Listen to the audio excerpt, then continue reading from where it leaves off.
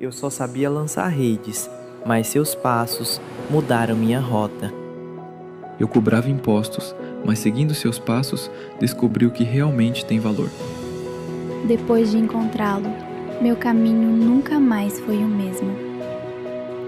Eu disse que não caminhava com ele, mas ele continuou me chamando de volta. E quando completou sua jornada, ele nos deixou um caminho para seguir. Uma missão: viver o caminho que aprendemos e conduzir outros por ele. Em Jerusalém, na Judéia, em Samaria e até os confins da terra.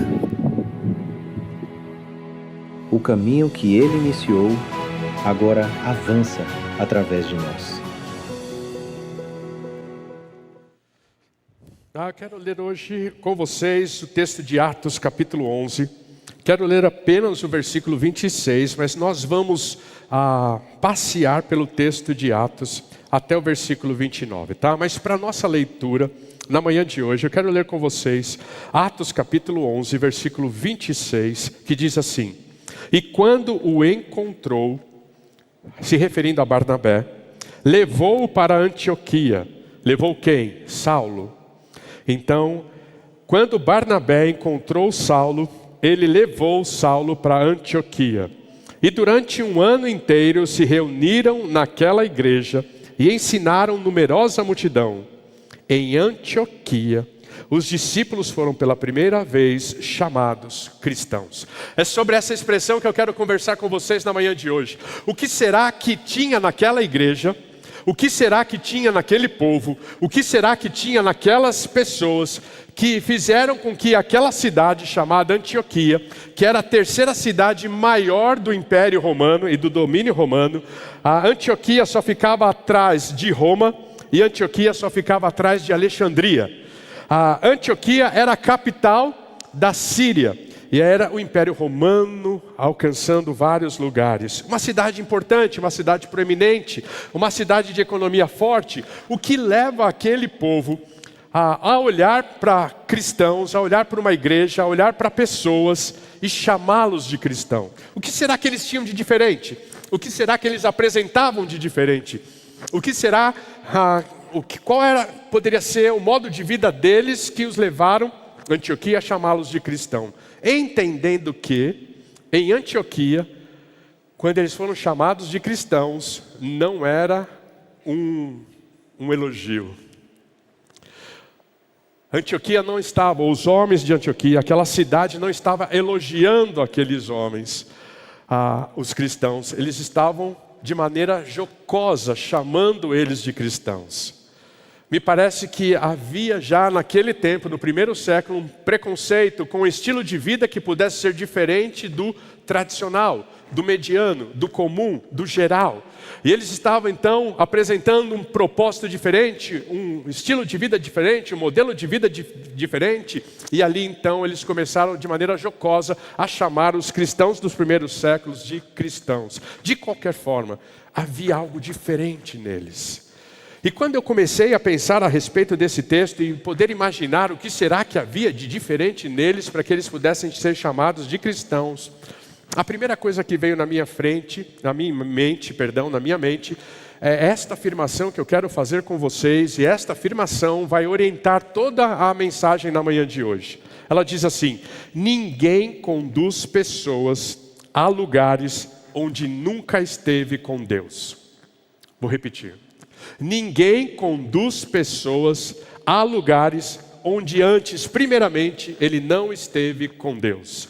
E se aquelas pessoas, elas foram chamadas de cristãos, é porque elas estiveram no lugar onde Deus estava, e ali então agora elas podem levar essas pessoas para o mesmo lugar, porque elas já conhecem este lugar. Talvez o relacionamento deles era diferente. Talvez o amor que eles demonstravam uns pelos outros era diferente. Talvez então a alegria que eles tinham era diferente. Talvez então a paz que eles demonstravam, mesmo com toda a perseguição que aquela igreja ainda sofria, era diferente. Talvez a maneira como eles se relacionavam com os outros, a forma como eles se direcionavam, era diferente. Havia talvez muitas possibilidades que demonstravam que aquelas pessoas eram diferentes. Talvez o único assunto que eles tinham era Cristo.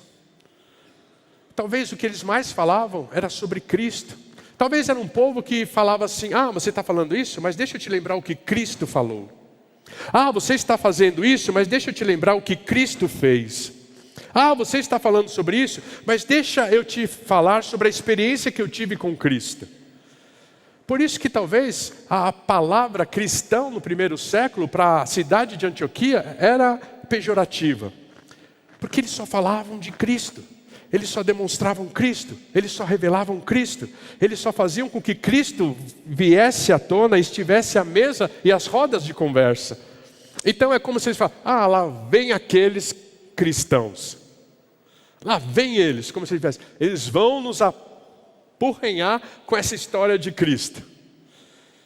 Porque havia não apenas um linguajar diferente, mas havia um comportamento diferente e um apontamento contínuo para Cristo Jesus. Por isso eles foram chamados de cristãos. Mas o que leva uma igreja a ser chamada de cristã, não porque eles sabem que nós frequentamos uma igreja, não porque eles sabem que nós lemos a Bíblia, não porque eles sabem que nós temos uma vestimenta de domingo diferente. O que leva um homem e uma mulher a ser chamada de cristão, pelas suas atitudes, pelas suas palavras. E aí, quando eu penso a respeito desse texto, a primeira coisa que eu identifico é que todo cristão tem uma vida transformada pelo Espírito Santo. Aqueles homens foram transformados pelo Espírito Santo. É muito difícil nós lermos o livro de Atos e pregarmos sobre o livro de Atos sem não enfatizarmos a pessoa do Espírito Santo. Não tem como nós pensarmos no livro de Atos desassociado da pessoa do Espírito Santo. Desde o começo ele é citado: e recebereis poder para serem testemunhas, se referindo ao Espírito Santo. E quando nós olhamos então, olhamos para a história de Estevão e olhamos para a igreja primitiva, essa igreja do primeiro século, era uma comunidade que estava sendo transformada pelo Espírito Santo. E quando eu penso em alguém que é transformado pelo Espírito Santo, eu estou dizendo que é uma pessoa que deixa o Espírito Santo, deixa Deus dirigir nossas decisões. Ele assume o controle da nossa vida. Ele tem o volante do nosso carro. Por isso que eu levei um carrinho, que está por aí, eu levei um carrinho para a sala dos adolescentes. E fiz uma dinâmica com eles. E perguntei para eles: quem está segurando o volante do seu carro? E levando você, talvez, para onde você não queira ir. Porque todos nós somos influenciados. É inevitável. Todos nós recebemos influência de certo momento. E eu pergunto a vocês: quem tem o controle do volante da sua história? Quem controla os caminhos pelos quais você anda? É o Espírito Santo? É Deus? Ou ainda são suas emoções? Ou ainda são seus traumas? Ou ainda são seus medos? Ou ainda são, então, a influência de uma sociedade? Aquela igreja, ela foi transformada pelo Espírito Santo, e a partir desse momento, ela dá o controle, a direção da sua vida e das suas decisões ao Espírito Santo. Veja comigo dois exemplos de Barnabé. Um homem incrível. Quando eu estava na faculdade, tinha uma matéria avulsa, e eu sempre aproveitei para fazer matérias extracurriculares, matérias avulsas. E Atos foi uma das matérias que eu fiz. E foi aí que eu me apaixonei por Barnabé, e eu falei para Lília: Lília, se nós tivermos um menino, ele vai chamar Barnabé. Aí Deus teve misericórdia da Lília e mandou a Julinha. Falou: não, Fernando, vai ser muito ruim você ter um filho chamado Barnabé. E aí então chegou a Julinha e parou na Julinha, porque se viesse um menino ia chamar Barnabé. Mas olha que incrível que nós aprendemos com Barnabé. Veja o versículo 22. A notícia a respeito deles, daquilo que estava acontecendo em Antioquia, da expansão do evangelho em Antioquia, das conversões em Antioquia, a notícia que a respeito deles chegou aos ouvidos da igreja que estava em Jerusalém. Barnabé estava em Jerusalém. Então aquela igreja, ouvindo as notícias que estavam acontecendo em Antioquia, como aconteceu em outras regiões, quando o evangelho começou a se esparramar, Jerusalém enviava um correspondente para ver o que estava acontecendo. E aí o texto bíblico diz: a notícia a respeito dele chegou aos ouvidos da igreja que estava em Jerusalém e enviaram Barnabé até Antioquia. Quando ele chegou e viu a graça de Deus, ficou muito alegre. Quando uma igreja é transformada pelo Espírito Santo, não existe competição. Não existe competição para o povo de Deus. Não existe competição de igrejas. Não existe competição de ministérios. Aquilo que Deus está fazendo com o nosso vizinho deveria nos alegrar, assim como aquilo que Deus está fazendo com nós deveria alegrar os nossos vizinhos. A palavra competição não existe no vocabulário de uma pessoa que foi transformada pelo Espírito Santo. A palavra que existe no coração de uma pessoa que foi transformada pelo Espírito Santo é cooperação, não competição. Às vezes eu fico pensando se nós corremos o risco de sermos uma igreja em que os ministérios, eles competem. Eles veem alguma coisa legal do outro e eles querem fazer melhor do que o outro faz, como competição. Isso seria um grande erro que nós poderíamos cometer como igreja. O que os ministérios estão vivendo, eles devem inspirar, eles devem encorajar e eles devem gerar o sentimento de cooperação. É um ministério cooperando com o outro, é um irmão cooperando com o outro, é um cristão cooperando com o outro e nunca competindo.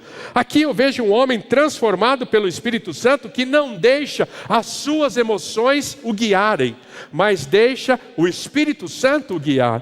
Porque a minha tendência humana é ter inveja e deixar que a minha emoção me guie. A minha tendência como ser humano é ter ciúmes e deixar que a minha emoção me guie. A minha tendência como ser humano é competir, porque eu quero ser o primeiro, eu quero ganhar, eu quero ser o melhor, eu quero ser o mais visto, eu quero mais like, eu quero mais seguidores. Mas essa é a minha tendência humana, de deixar que os meus sentimentos e as minhas emoções me guiem. Mas um homem transformado pelo Espírito Santo, ele sufoca suas emoções e ele deixa então que o Espírito guie. Por isso, quando Barnabé chega em Antioquia, ele se alegra com o que ele tem visto. Ele se alegra com o que ele tem visto. Ele se alegra com a possibilidade de, na Antioquia, ter uma igreja maior do que a igreja de Jerusalém. Ele se alegra em, talvez, em Antioquia, ter irmãos mais fervorosos do que em Jerusalém. Ele se alegra nisso, porque ele viu a graça de Deus. Um homem transformado pelo Espírito Santo, ele sempre identifica a graça de Deus na vida de alguém. A graça de Deus na vida de alguém. Ele foi transformado pelo Espírito Santo. Veja, outra exemplo de alguém que foi transformado pelo Espírito Santo. Barnabé, versículo 24. Olha o que o texto bíblico diz a respeito dele. Porque era homem bom, cheio do Espírito Santo e de fé. E muita gente se uniu ao Senhor. Depois Barnabé foi a Tarso, à procura de Saulo. Vocês sabem, Saulo ainda era temido pela igreja do primeiro século. Havia uma pulga atrás da orelha se Saulo havia mesmo se convertido ou não. Agora imagine, Barnabé, sabendo da conversão de Saulo, ele vai colocar as duas mãos nesse projeto de introduzir Saulo na comunidade cristã e trazer toda a tranquilidade à comunidade cristã, que de fato aquele homem havia sido transformado. Ananias já tinha feito parte deste papel, agora era tempo de Barnabé fazer isso. Imagine a credibilidade que aquele homem tinha, a seriedade com que as pessoas olhavam para aquele homem. Ele então, quem sabe, entrando numa congregação como esta, com Barnabé, com Saulo a tiracolo, passando no meio de todo mundo com medo de Saulo, porque ele era aquele que perseguia a igreja, e Barnabé chegando diante da sua comunidade dizendo assim: gente querida, deixa eu apresentar para vocês o nosso irmão Saulo. Podem confiar nele, é um homem redimido, transformado. E naquele momento, por conta da palavra de Barnabé, eu fico vendo a igreja em pé, e batendo palma, e saudando, e abraçando Saulo. Simplesmente, não por causa do testemunho de Saulo, mas por causa do testemunho de Barnabé, que era um homem transformado, regenerado pelo Espírito Santo. E aqui eu vejo como nós podemos demonstrar que somos transformados pelo Espírito Santo. Um homem transformado pelo Espírito Santo investe em pessoas. Acredita na pessoa. Acredita no valor dela. Acredita no potencial dela. Caminha com ela. Discipula. Ajuda a crescer na fé. Ajuda a se desenvolver na fé. Dá oportunidade e faz com que ela se desenvolva. Foi exatamente isso que Barnabé fez. Barnabé não queria todos os créditos para si. Via em Saulo um grande potencial. E aí vai ser este homem chamado Barnabé que vai investir na vida de Saulo. E daqui a pouquinho, Saulo vai se tornar o protagonista. E ninguém mais vai se lembrar de Barnabé. Mas não tem problema. Porque ele não é guiado pela sua vaidade. Ele não é guiado pelo seu interesse próprio. Ele é guiado pelo Espírito Santo. Anos atrás, eu comecei a ficar muito incomodado depois que eu li um livro chamado Igreja Simples. Isso por volta de 2010, 2011, por aí. Igreja Simples apresentava para nós a diferença entre uma igreja organizada e orientada por estrutura e uma igreja orientada por processo. E eu fiquei muito incomodado quando eu li aquele livro. Deus falou profundamente ao meu coração. Eu estava fazendo o meu mestrado lá no Palavra da Vida, na área de discipulado e vida cristã. E aí eu tinha lido um outro livro que falava exatamente sobre isso, quando saltou na minha mente o versículo de Provérbios, que eu carrego comigo até hoje. Assim como o homem assim como o ferro afia o ferro, assim o homem é o seu amigo. E a partir daquele momento, a ideia, a concepção de uma igreja discipuladora começou a ser formada no meu coração. E a igreja que eu era pastor auxiliar já não fazia mais sentido para a minha vida. Não tinha nada a ver com as pessoas que estavam lá, porque até hoje eu as amo, e até hoje sou respeitado por elas e amado por elas. Não tinha nada a ver com o pastor presidente, ao qual eu respeito muito e que me ajudou muito na minha formação. Tinha a ver com o que Deus estava falando comigo. E aí começou incômodo, até que eu não consegui mais ficar numa estrutura da qual eu não concordava como estilo de ministério. Não com pessoas, nem com liderança, como estilo de ministérios. Porque a Igreja Simples apresentou uma igreja formada por estrutura, ela precisa ser mobilizada para evento. Ela precisa de evento o tempo todo. E aí ele deu um exemplo. Uma igreja de eventos é como uma floresta. E aí você tem esta árvore, que é o próximo evento. Você coloca todo o seu coração nesta árvore. Você rega, você poda, você incentiva. Mas todas as outras árvores da floresta estão morrendo. Porque você tem que olhar apenas para uma árvore da floresta. Mas aí acaba aquele evento, você tem que ir para outra. Aí você começa a olhar outra árvore.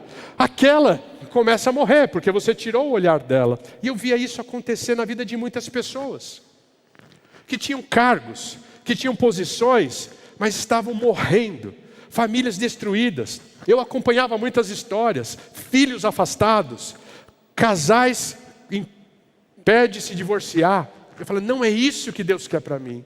Deus não quer que eu fique apagando incêndio o tempo todo. Deus quer que eu forme discípulos. Foi então que Deus começou a colocar no meu coração a necessidade de seguir um caminho diferente. E para mim foi muito difícil, porque eu tinha uma cultura impregnada. E eu precisava agora me desconstruir para construir um novo líder. E aí começou então essa desconstrução. Foi quando eu percebi que qualquer igreja que eu pastoreasse, nós não iríamos fortalecer a visão de estrutura. Onde às vezes o pastor tem que ficar fazendo apelo, o pastor tem que ficar implorando para alguém assumir um cargo. Porque tem que ter um ministério e aquele ministério tem que funcionar. E nós precisamos de um líder para aquele ministério. E a gente tem que ficar aqui a cada eleição implorando para as pessoas aceitarem um cargo. Não é isso que Deus quer para nós. Não é isso que Deus quer para a minha vida. Não é isso que Deus quer. E quantas pessoas nós recebemos nesse tempo, há 10 anos que eu estou à frente dessa igreja, pessoas machucadas e feridas, porque estão vivendo uma igreja que é fundamentada por estrutura, e são sufocadas, e se sentem usadas, e se sentem abusadas, e são machucadas, e estão vindo para cá para serem curadas. Por isso nós estamos caminhando por uma igreja de processo, onde nós temos um plano claro de discipulado e formação espiritual das pessoas. E era o que o livro nos ensinava. Uma igreja simples é uma igreja que tem um processo discipular claro. E o Envisionar está terminando o seu trabalho, o nosso grupo do Envisionar está terminando o seu trabalho, nós vamos apresentar a vocês, está ficando lindo o que Deus está construindo. E os pequenos grupos chegam neste momento para ser o processo de crescimento, o ambiente de crescimento espiritual das pessoas. Mas é difícil. Não é um processo fácil, não é uma mudança de cultura simples. Vai exigir de nós persistência, vai exigir de nós firmeza e consciência de que eu não estou reproduzindo cultura, saindo de um ministério para fazer aqui o que eu não conseguia fazer lá. Não, nós estamos criando uma cultura, porque é o que eu tenho recebido da parte de Deus e direção do Espírito Santo para a vida desta igreja, neste momento e nesta época. E durante este processo de conhecer, por exemplo, pequenos grupos e caminhar com pequenos grupos, há muito tempo eu tenho vivido isso, e de maneira mais próxima, há 2 anos, eu sempre ouvi testemunhos lindos a respeito de uma igreja que funciona orientada por pequenos grupos. Do cuidado que uns têm pelos outros, da maneira como um pode suprir na vida do outro, testemunhos lindos. E essa semana eu fui inspirado por um testemunho de um dos pequenos grupos de nossa igreja.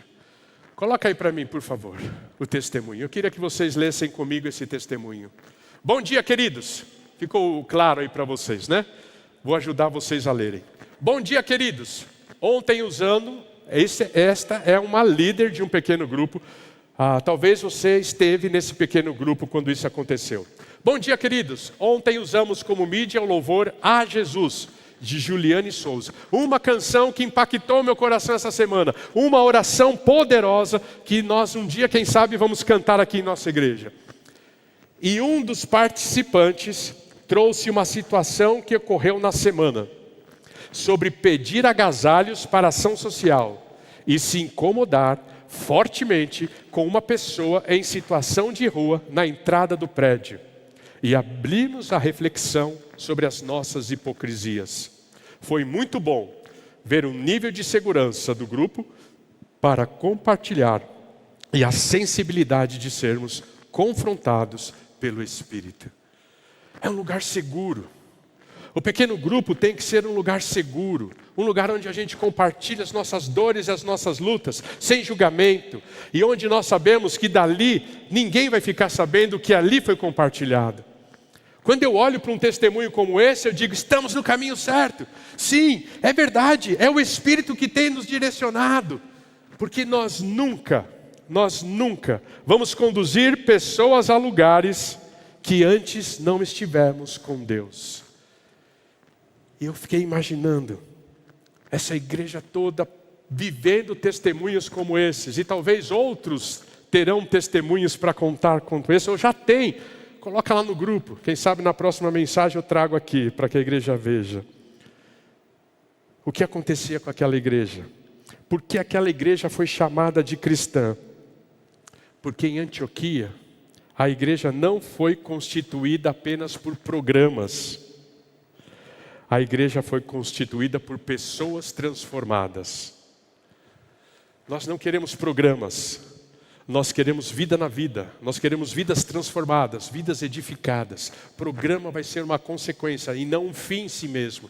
Não uma árvore que vai exigir de nós toda a energia e depois nós vamos deixar para trás porque tem um outro evento para ser feito, tem um outro ministério para ser assistido, tem uma outra atividade para ser produzida, é mais recurso financeiro, é mais recurso humano que não vai produzir transformação de vidas como deveria produzir. Porque nós não fomos chamados para dirigir programas. Nós fomos chamados para multiplicar discípulos. Amém, igreja? é uma igreja transformada pelo Espírito Santo. Segundo, quando eu olho para esse texto bíblico, eu percebo que aquela igreja foi chamada de cristão porque foi uma igreja formada. Se ela foi transformada pelo Espírito, agora ela foi formada pela palavra de Deus. Veja o que o texto bíblico diz em Atos, capítulo 11. Vamos voltar para o versículo 25 e 26. Depois Barnabé foi a Tarso à procura de Saulo, e quando o encontrou, levou-o a Antioquia. E durante um ano inteiro se reuniram naquela igreja e ensinaram numerosas multidões. Ou seja, se reuniram durante um ano inteiro em torno da palavra de Deus. Se reuniram durante um ano inteiro em torno das escrituras sagradas que eles tinham, que era o Antigo Testamento, a Bíblia que Jesus lia. Muitas vezes nós desprezamos o Antigo Testamento, mas lembre-se que a Bíblia que Jesus lia era o Antigo Testamento. Ele não lia o Novo Testamento, ele estava vivendo o Novo Testamento, escrevendo o Novo Testamento, trazendo o Novo Testamento à tona. A Bíblia que Jesus lia era o Antigo Testamento. E ali então eles estavam lendo a Bíblia que Jesus lia, e ali eles estavam em torno da palavra de Deus, crescendo, sendo formados pela palavra. O que eu quero dizer de uma igreja ser formada pela palavra? É começar a pensar como a palavra pensa.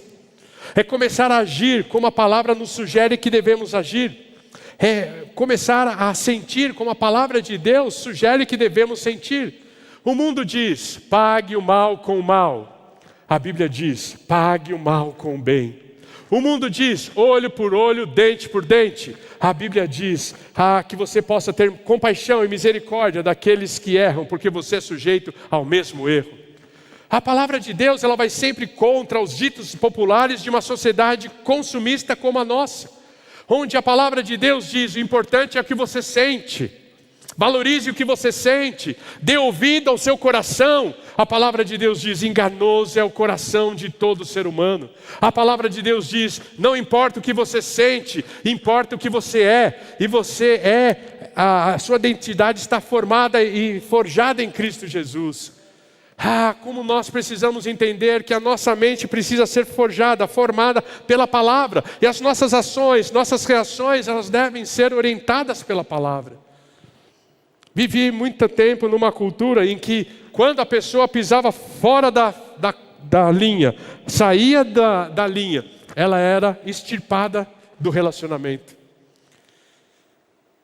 E a palavra de Deus diz que nós devemos perdoar e trazer para perto aqueles que machucaram e nos ofenderam.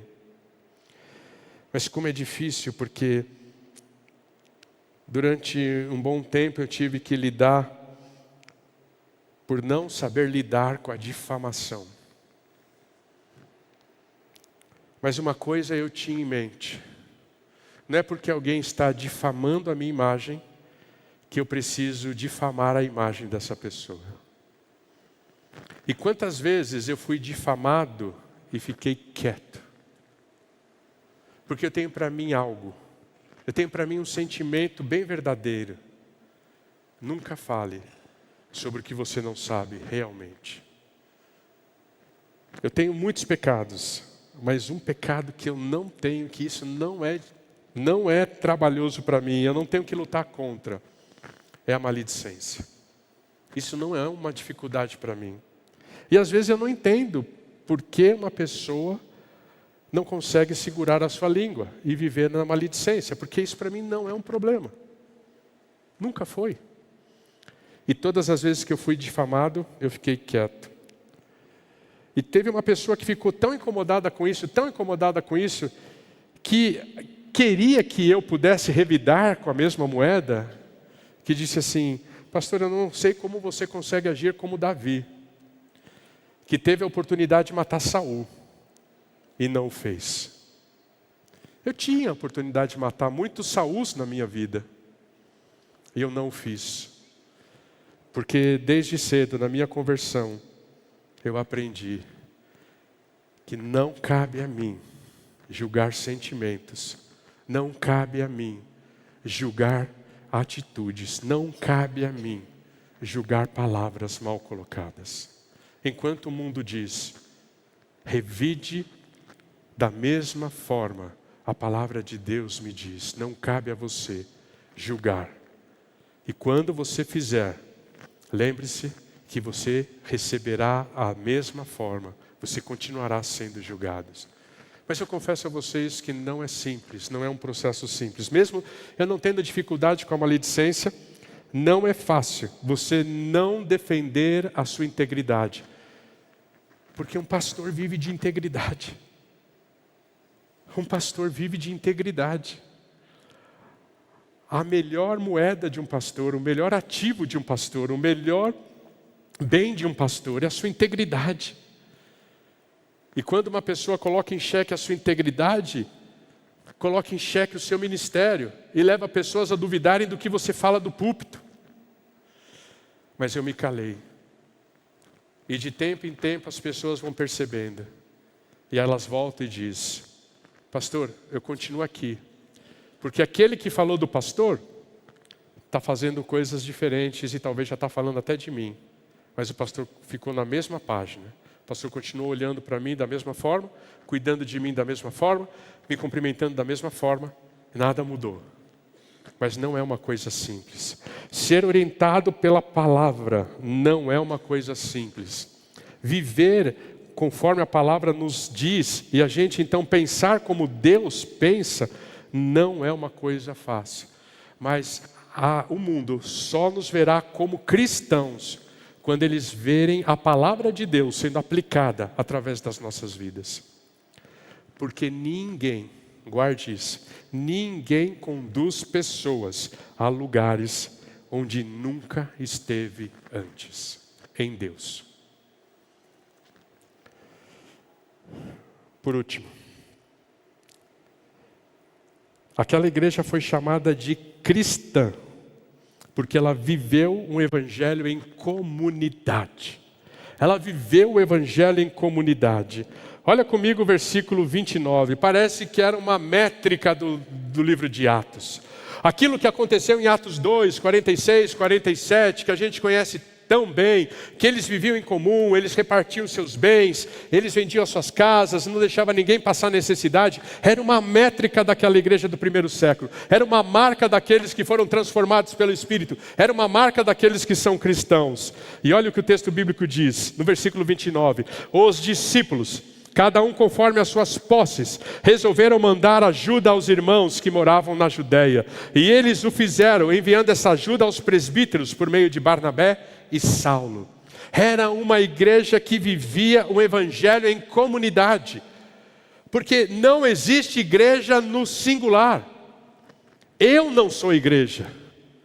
Ainda que a gente ensina que igreja não é o templo, e está certo em falar isso, ainda que nós sabemos que igreja não é estrutura, e está certo falar isso, ainda que nós sabemos que igreja não é um CNPJ constituído, e está certo falar isso, nós erramos quando dizemos, eu sou a igreja.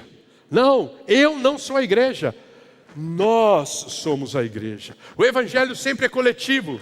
O evangelho é sempre plural, nunca individual, nunca pessoal. Então, se você fala, eu sou a igreja, você está errado.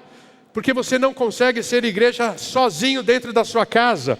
Você vai ser igreja com irmãos. Você vai ser igreja na coletividade. Você vai ser igreja na comunidade. Então, nós somos igreja. Nós vivemos igreja. Nós fazemos igreja. E é essa ideia, esse sentimento de uma sociedade que vai poder olhar para você e dizer, você é um cristão. Porque você sabe viver e você sabe a importância de uma vida de coletividade. Ser uma igreja que vive em comunidade é tomar a decisão de andar com pessoas que nos ajudam a parecer cada vez mais com Jesus. Você tem ajudado pessoas a se parecerem mais com Jesus? Você se parece com Jesus? Você tem lutado para se parecer com Jesus? Viver uma vida em comunidade é ajudar pessoas que se pareçam a se parecerem mais com Jesus. Veja que o texto bíblico não diz que eles foram apenas ensinados, eles foram observados. O mundo, a sociedade, Antioquia, o povo de Antioquia olhou para eles. Não foram eles que reivindicaram, ei, me chame de cristão. Foi uma sociedade que, olhando, observando, os chamaram de cristãos. Talvez por conta da unidade que havia naquela comunidade. Talvez por conta da parceria que havia naquela comunidade. O mundo então olhou para aquela igreja e viu relacionamentos diferentes. Viu um amor diferente. Viu uma generosidade diferente. Viu um propósito diferente. Por isso eles foram chamados de cristãos. Porque quando eles estavam juntos, eles exalavam este amor diferente. Porque quando eles estavam juntos, eles exalavam este propósito diferente. Porque quando eles estavam juntos, eles exalavam essa corresponsabilidade diferente. E aí o mundo pode então chamá-los de cristãos. A unidade da igreja é a marca de alguém que foi transformada pelo Espírito. É a marca de alguém que está sendo formada pela palavra. E por isso tem prazer de andar com aqueles que são parecidos com eles. E ajudá-los a serem parecidos com Jesus. Quando eu penso em discipulado, quando eu penso em formação espiritual, a palavra mais impactante que tem no meu coração, a mais profunda que tem no meu coração, foi dita pelo apóstolo Paulo. Sede, pois, meus imitadores, assim como eu sou de Cristo. Logo que eu cheguei para a igreja cristã, com 16 anos de idade, quando eu me converti, no decorrer da minha jornada, uma irmã preocupada, porque eu era um novo convertido, e zelosa pela minha vida, porque não queria que eu me desviasse ou me decepcionasse, ela disse: nunca tire os olhos de Jesus. Não olhe para as pessoas, olhe para Jesus. E durante um bom tempo eu concordei com esta afirmação. Até ser impactado pela essa consciência de que eu fui chamado como cristão para forjar e desenvolver cristãos. Como eu fui forjado por Deus para ser um discípulo, assim eu fui forjado agora para fazer discípulos. Porque uma igreja que vive em comunidade e uma igreja que anda com pessoas que ajudam outras pessoas a se parecerem mais com Jesus e entenderam o propósito de Deus. Não é curioso que Jesus, antes de chamar os discípulos de apóstolos, chamou-os de discípulo? Por que Jesus começa o seu relacionamento com os 12, chamando-os de discípulo? E depois, Jesus, no seu relacionamento com os 12, os chama de apóstolos. Aprenda isso, porque o ser vem antes do fazer. Porque o mandato vem antes da missão. Eles precisavam primeiro entender que eram discípulos, para depois entenderem que eram apóstolos. Eles precisavam primeiro ser, para depois fazer. Muitas vezes nós estamos cansados da obra cristã, porque estamos fazendo sem se preocupar em ser. Porque estamos vivendo a obra cristã, fazendo sem Cristo. E aí é cansativo. Como eu posso viver a vida cristã e o serviço cristão sem Cristo? Quando eu vivo o serviço cristão sem Cristo, eu não entendo quem é o Cristo. E por isso, muitas vezes, eu me sinto usado, desvalorizado, desprestigiado. Porque eu quero que a minha vontade prevaleça, não a de Cristo. Aí Deus vem de uma maneira tão simples, de uma maneira tão didática, tão pedagógica e diz: vocês agora são os meus discípulos. E depois de preparar os discípulos, trazer a consciência de que o caráter é importante, a formação espiritual é importante, e trazer a unidade para aquela igreja, agora vocês vão ser enviados como apóstolos. O mandato vem antes da missão, o ser vem antes do fazer, e aquela igreja foi reconhecida como cristãs, porque eles eram antes de fazerem, porque eles eram discípulos antes de serem apóstolos.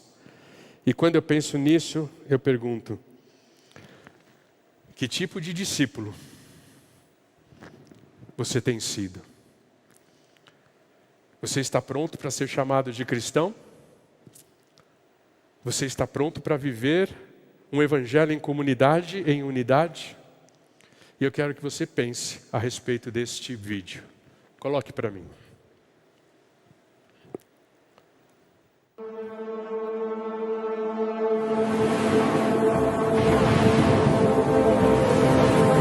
Hallelujah, we praise your name. Hallelujah. We praise your name, O Lord. You are worthy to be praised. We give you all the glory. You are worthy, God. You are worthy.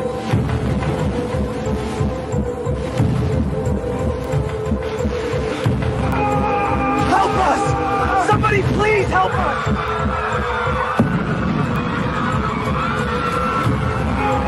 Help us! Somebody please help us! Look out! It's huge! We need help, quickly!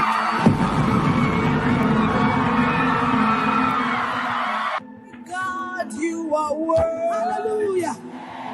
We praise your name, O Lord. You are worthy to be praised. We give you all the glory. There are people drowning outside. We need to go and save them.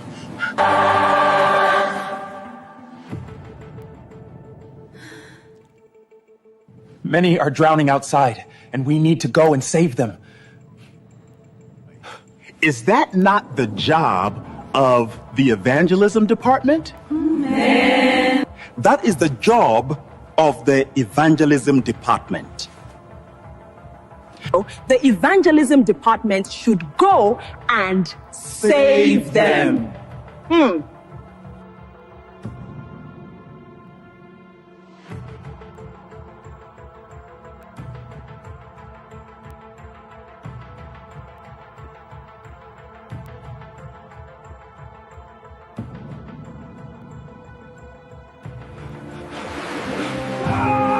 Help us! Somebody please help us! We would go and save them.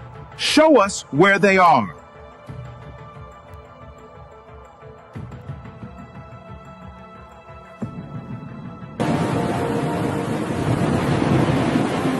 Where are the rest of the church?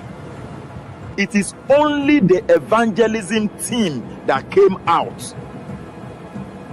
We need 28 boats to save them.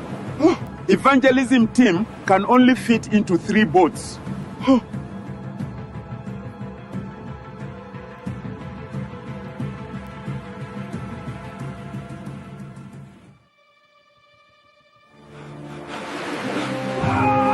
Help us! Somebody please help us! We're drowning!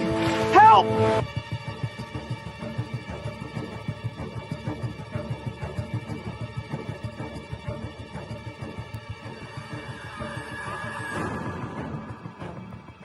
How far? Were you able to save all of them?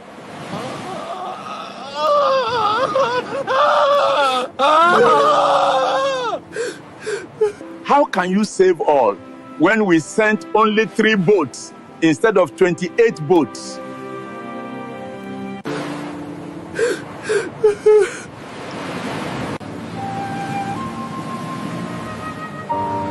God's own image in man was the image of love, until the storms of sin ruffled the waters and the reflection was distorted. But God was not outwitted.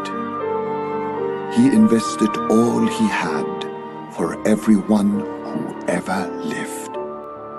My friend, I am here to tell you, the Church of Jesus Christ is not a pleasure boat, but a lifeboat for saving souls.